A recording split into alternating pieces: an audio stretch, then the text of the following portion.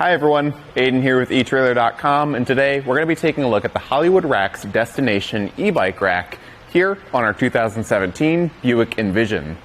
Now this is one of my favorite e-bike racks because it's really easy to use and it's going to hold the bike really well.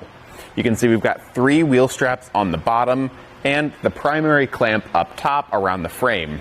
It's going to be tightened down with this lockable hand knob and keep everything nice and still. Because it's making frame contact, we are going to want to avoid our carbon frame bikes, but this will work well for our alternative frame, because that clamp can rotate and move around. And with a 70-pound weight capacity per bike, it's going to be good for our even heavier e-bikes than the typical 60-pound capacity. Now, what makes this rack for me stand out is the tilting. You just have this hand knob down here towards the bottom of the rack. Just stand here between the rack and the car, and once that is loosened, we can just push the whole rack away down almost a full 90 degrees.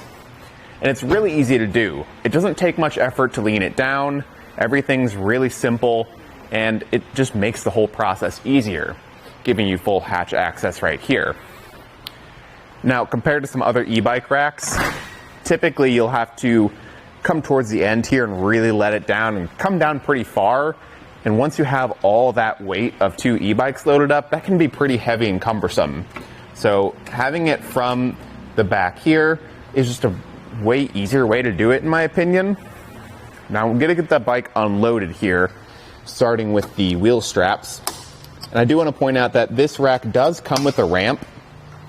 The way it works is you have to set it up on the back side of the bike. So the way we have it set up right now, we'd be hitting the wall, so I'm not going to be able to use it today.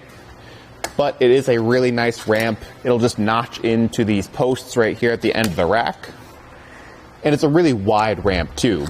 It doesn't store on the rack like some others do, like the Yakima on-ramp. But as far as the quality of ramp goes, it's probably one of my more preferred ones, just because it's really wide, easy to keep the bike on there, and then it stores up pretty easily too. So once I get this clamp undone, I can just rotate that out of the way.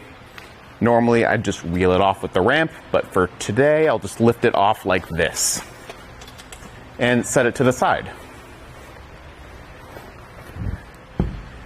Then once I come back here, we can replace those straps just so they aren't lying loose.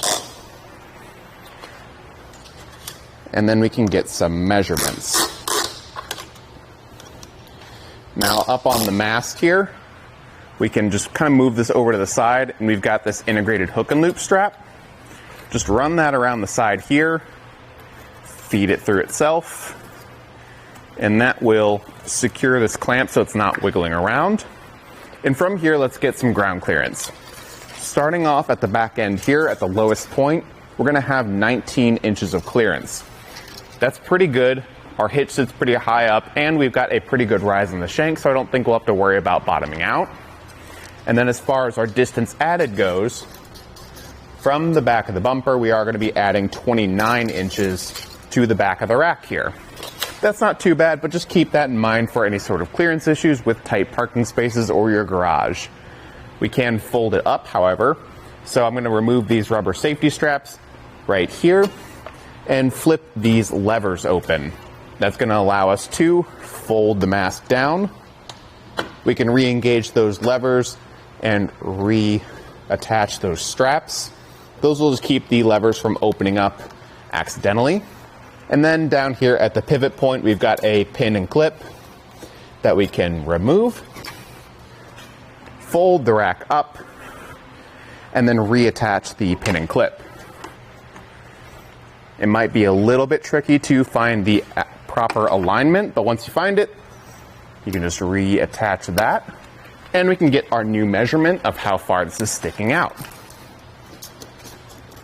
Now with this folded up, it's only going to be adding 13 inches to the back of your vehicle.